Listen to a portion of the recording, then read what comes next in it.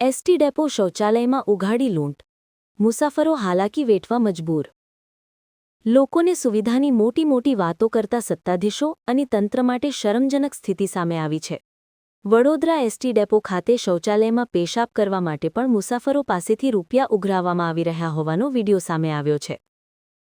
પ્રજા ટેક્સના પૈસાથી વિકાસ કાર્યો થતા હોવા છતાં એસટી ડેપો જેવા જાહેર સ્થળે નિઃશુલ્ક પેશાબની વ્યવસ્થા ન હોવી ગંભીર બાબત બની છે। એસટી ડેપો ખાતે આવેલા શૌચાલયમાં પેશાબ કરવા માટે ₹10 વસૂલવામાં આવતા હોવાનો વીડિયો એક મુસાફરે રોષભેર બનાવી વાયરલ કર્યો હતો। વીડિયોમાં અન્ય મુસાફરો પણ પેશાબ માટે રૂપિયા લેવાતા હોવાની પુષ્ટિ કરે છે। મહત્વની બાબત એ છે કે વડોદરા શહેરના અન્ય તમામ શૌચાલયોમાં પેશાબ માટે કોઈ ચાર્જ લેવામાં આવતો નથી અને માત્ર કુદરતી હાજત માટે જ પૈસા વસૂલાય છે। તેમ છતાં એસટી ડેપો પર ખાનગી ઇજારદારને સોંપાયેલા શૌચાલયમાં મુસાફરો પાસેથી ખુલ્લેઆમ ઉઘરાણી કરવામાં આવી રહી છે।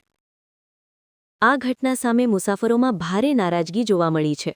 ઉલ્લેખનીય છે કે સયાજીબાગ ખાતે આવેલા સુલભ શૌચાલયમાં પુરુષો માટે વ્યવસ્થા નિઃશુલ્ક હોવા છતાં બહેનો પાસેથી રૂપિયા વસૂલાતા હોય છે। વિકાસની વાતો કરતી સત્તાઓ પોતે પ્રજા ટેક્સના પૈસે સુવિધા ભોગવે છે, જ્યારે સામાન્ય જનતાને મૂળભૂત જરૂરિયાત માટે પણ રૂપિયા ચૂકવવા મજબૂર થવું પડે છે, જેને લઈને લોકોમાં રોષ ફેલાયો છે અને આ મૂળભૂત જરૂરિયાતોની સુવિધા નિઃશુલ્ક કરાય તેવું લોકો ઈચ્છી રહ્યા છે।